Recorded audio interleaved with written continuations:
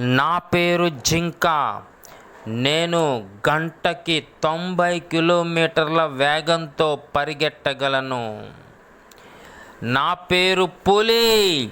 నేను గంటకి 60 కిలోమీటర్ల వేగంతో పరిగెట్టగలను.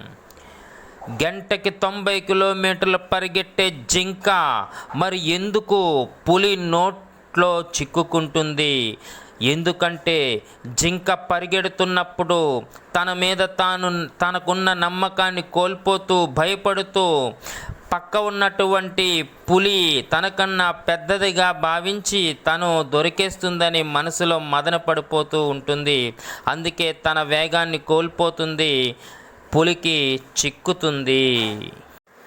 అందుకే మన మీద మనకున్న నమ్మకాన్ని ఎప్పుడూ కోల్పోకూడదు. మనకన్నా తోపు ఎవరు ఉండరు.